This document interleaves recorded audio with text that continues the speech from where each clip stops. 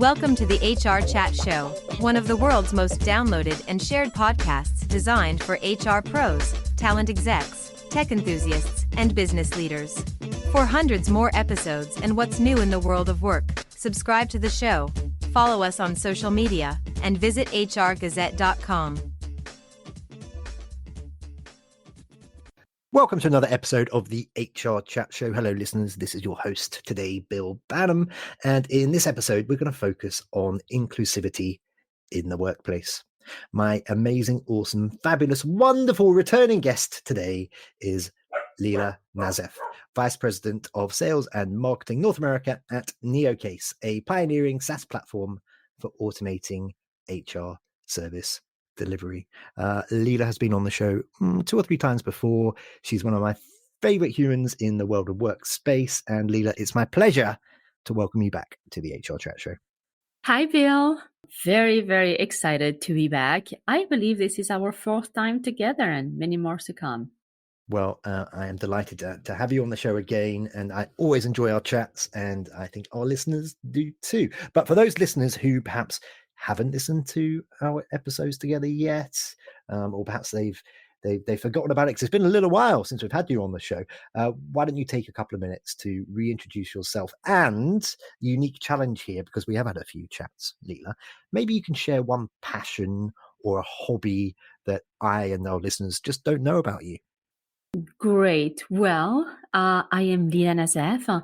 I'm the VP of Sales and Marketing at Neocase for the North American region. My passion is the human being. So I've been in the HR tech world for, almost 20 years now. Time flies. And one thing you don't know about me, Bill, I'm also a jeweler. So I started recently making jewelry, in case you're interested. Oh, okay. Very good. Any particular types of jewelry that you like to focus on? Rings, bracelets, anything like that? Bracelets, necklaces, anything, you name it. It just makes us feel good. You know, when we look good, when we feel good, we're just happier people. So I do fancy jewelry. I would question that, however. Mr. T from the A-Team was always grumpy and he had loads of jewelry. There we go. Okay, anyway, continuing on. Let's talk about Neocase. What does Neocase do, Lila? Who is Neocase, and why should people be interested in what Neocase offers? Amazing. Well, let's talk about it. So Neocase, we do collaborative digital platform, foster effectiveness and all that. So, but I like to call it with my own words. What we do is imagine that friend who always knows everything, the one stop shop. When you're looking for benefits question, you're looking for inclusivity questions, or you just hurt yourself and you went to ski and you need some accommodation at the workplace. Well, you go and ask that friend, and your friend is Neocase. So it's one single place where the employees can find the information that they need, and also it connects them to the different places to start conversations, to start inquiries based on what they're looking for. That's in one hand. And the other hand, it's also the place or the bridge between the company and the employees. The employee has its own language. They don't really understand like the HR jargon, the way we call it in French. We need that bridge. So that bridge is Neocase, where we connect the HR professionals servicing the employees, but with their own language, and then we translate it back in the other way. That's what we do in simple words. The HR Chat podcast is one of the world's most popular shows, offering insights and tips from HR pros, business leaders, industry influencers, and tech experts. World of work topics covered include HR tech, AI, leadership, talent, recruitment, employee engagement, wellness, DEI, and company culture. The show, produced by the award-winning HR Gazette, has released over 700 episodes so far, each offering fresh perspectives and tips to help you better understand the changing future of work. Check out the latest HR Chat episodes on your podcast platform of choice and read the latest articles at hrgazette.com. Let's talk about the main focus of today's conversation now. Managing inclusivity is one of the priorities for HR decision makers, of course. Can you maybe take a couple of minutes and outline the characteristics of this challenge?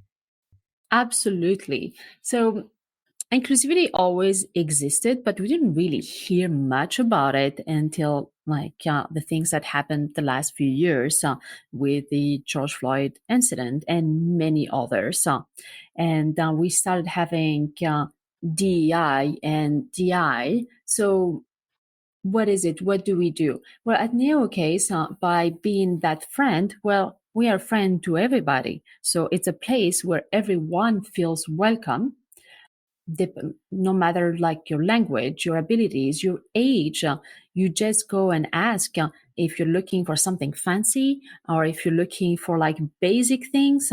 There is no, I'm shy, I have a stupid question. I don't know how to do that. I don't see how I could be perceived by others. It's really that friend where you can go and get anything and everything you need from it, as long as it's still within the HR space. Because if you're asking him for a coffee place, maybe he doesn't know, but let's see.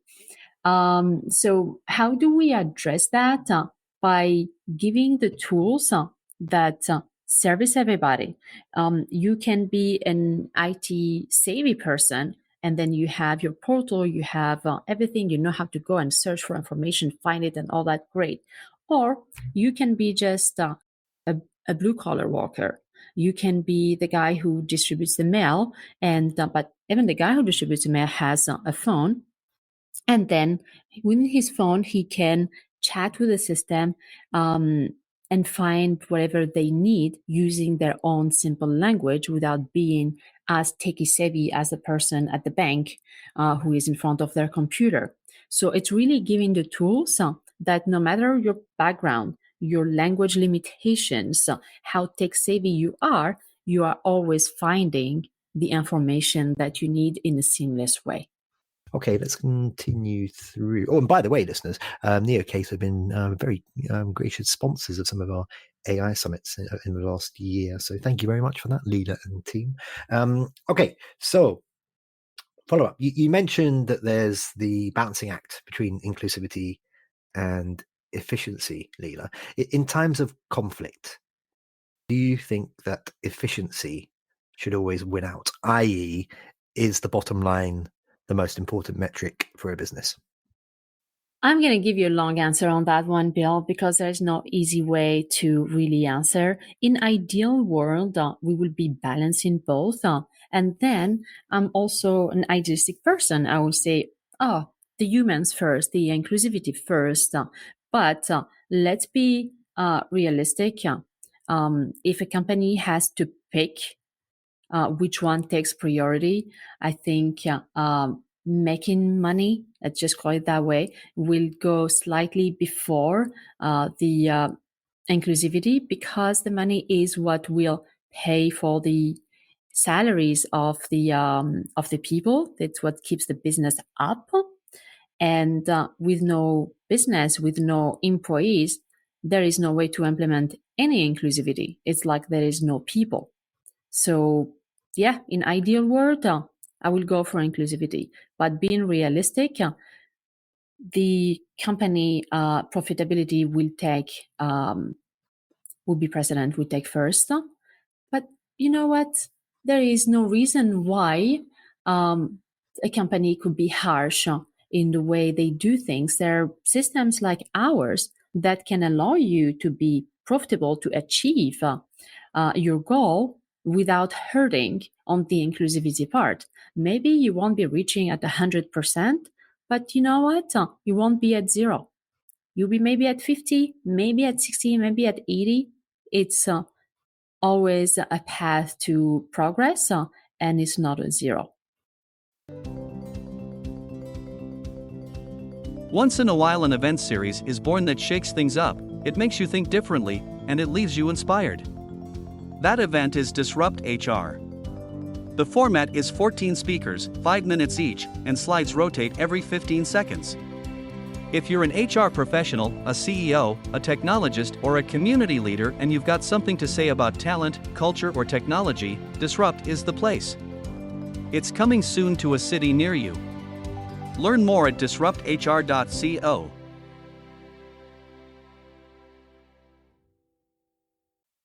Okay, that's a pragmatic answer coming from a place of love. That's how I'd summarize that. So very good, very good. So something that made the HR news big time in 2024 was the fact that SHRM removed the E, standing of course for equity, as opposed to our UK listeners where they have that standing for equality. The equity from DEI, and instead they now focus more on inclusivity and the concept of civility. We live in a quite scary world at the moment, and an ever more polarized society within the West, certainly. What does civility in the workplace mean to you, Lila? And do you think that SHRM is right to place an emphasis on it? That's a difficult question. That's a controversial question. But I'm going to answer in the most honest way that I know. I think they were right to drop it. Why? Because it is very ambitious to say, let's go DEI, let's all go in, let's make it all happen. Well, the truth is, most of corporates, where you have hundreds of thousands of employees, it sounds quite impossible. It's like you take someone who hasn't been working out and then you say, let's go for the Everest. Well, I'm like, I've never seen a gym in my life and you're taking me to the Everest? I don't know how to do that. So people are realizing after 3 years, 4 years, that we are asking something that most of the people cannot do. If the company is had already that culture of DEI, it's super easy. It's like that athlete that you take to the Everest. They would be, oh, exciting, Everest. It was on my list. Let's go. But if you're taking people that never went to the gym and you're taking them to the Everest, oh man, it's almost a lose-lose situation. So going back and then dropping the E and saying, all right, let's start with something more realistic, because addressing the root of the equity goes 100 years back with things that society hasn't addressed yet. So how do you expect the company or the corporates to be successful in addressing the question about the equity that the society where we live in is still debating? So let's start with DI. Let's start with that, which is more achievable. So instead of taking you to the Everest, maybe we would take you for a 5K. 5K, a lot of people can do it. 90% of people can do it. And then from the 5K, we can train and get to the Everest, which is to the DEI. And back to the civility, well, while we're doing it, let's do it by being civil. We are all different. We have different opinions, but we can still have an open dialogue, express opinions, and agree to disagree at some point, but staying civil with one another. Because once you drop the civility, you won't be able to work with people. If you won't be able to live with someone or interact with someone, even less work with someone when there is no civility. So I think it is the backbone to it. So let's be civil. Let's address the issues. And sometimes let's agree to disagree. Let's start with that 5K, and then let's hope we get to the Everest someday soon. But we cannot go faster than the society we live in. We can be part of it, we can help it, but let's start with achievable goals. And then with achievable goals or from achievable goals, we can get to the dream. Lila, I feel like you reached new heights with that answer. Well done. Very good. Boom, boom. Okay. So what are the recent innovations introduced by Neocase to promote inclusivity? Can you give us some insights there? Yes. One thing that I'm very excited is our mobile app and everything AI in it. The ChatGPT technology, or ChatGPT, has become everyone's best friend because it is that friend who knows everything, and you can converse with it, and then they can help you. If you're looking for things, they can bridge. They can really be that bridge between you and the things that you don't understand. Well, it's the same thing that we are incorporating in the workspace. First, with the mobile app and everything that we develop with the advanced accessibility standards. So if you are having hearing problems, or you're blind or whatever, because when we talk about inclusivity, it's also people with disabilities. So everything that we develop is always with the highest accessibility standards in mind. That's first. Second, giving people the access to their HR, to their information, to the knowledge within their fingertips on their phone. That's very powerful. So you don't need to be sitting in front of a computer to get what you need. You don't need to go back to an office or to be home to get what you need. So I just witnessed something. Imagine I'm in a workspace and I witnessed someone being harassed. It's a strong word, but I'm like, what do I do about that? Do I close my eyes? I haven't seen it. Or do I report it? Well, you have your mobile phone. You can report it. You can report it with your name, or you can report it anonymously and saying, well, I'm in that workplace today and I've seen this. These are witnesses. That's the incident that happened, and the company should act on it. So really giving the power to people, not just to find information, but also to act from wherever they are. These are really the most exciting things that we've done. The mobile app, access to anything and everything from your phone, from your fingertip, from wherever you are. And last but not least, something that we've done with AI that I'm also very excited about. I remember when in the past, when you hire someone, when you have to send the documents because you just left the doctor's office and he's stopping you for a week, you cannot work, you needed to go home, or you needed to stop by a place like FedEx to make a copy or to scan it and then send it via email and then to send it to your HR. Well, it takes time. The information doesn't go that fast between the time where you receive the documents and you need to send it. Now with our new technology, you can take a picture of that document. The system will recognize it, will extract whatever it needs to be extracted from that document, and then you kick off a process directly from that document. And then it goes to your manager, to your HR business partner, to the service center, and then it starts the process on your behalf from wherever you are. I think that sums up most of the things that we've done this year. Okay, very good. Thank you very much. The next couple of questions I'm going to ask of you are fairly technical questions, and this is an HR audience. So I am going to challenge you for the next couple of questions to try and answer in 90 seconds or less. You've been on the show before. You know that sometimes I like to switch up the tempo because I'm mean like that. First one. How do you guys work to design these new features, Lila? And maybe as part of your answer, you can point to ways that you guys are inclusive within the design of the new features. So, for example, do you have a process where you go out and work with clients or ask your clients about their needs to ensure that the features are meeting those?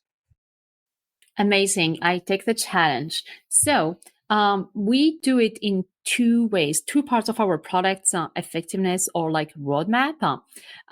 We get everything from our customers. Say we sit down with our customers. We have a team of customer success managers, customer happiness, and they go and they ask the client, so what are the challenges that you are facing? What are things that we can do better? Are there new things that you need but we are not doing?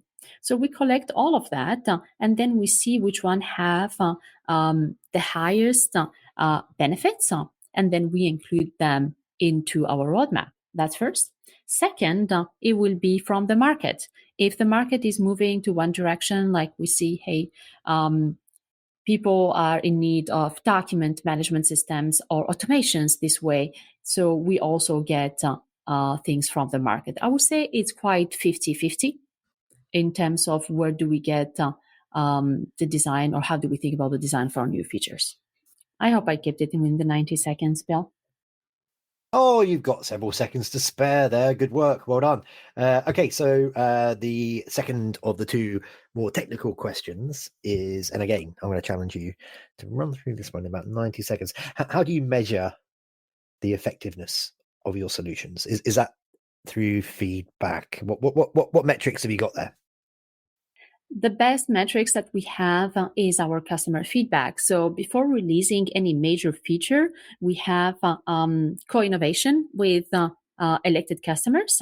So we test it and we do it with them. So we have a chance to do all these little adjustments. So before releasing it to others, we've already gotten the feedback, we made it better, and it's ready for them to go. So this is how we do our first measure. And the second measure is with time. Does the feature do what it's supposed to do?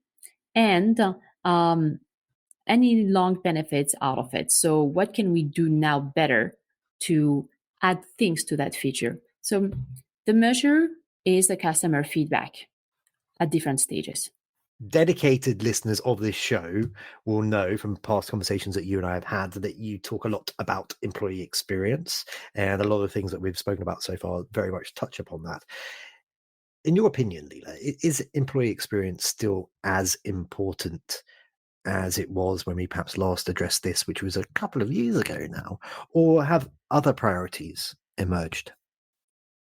When we discussed that, I remember it was during COVID or right after, and it was the big subject, the employee experience.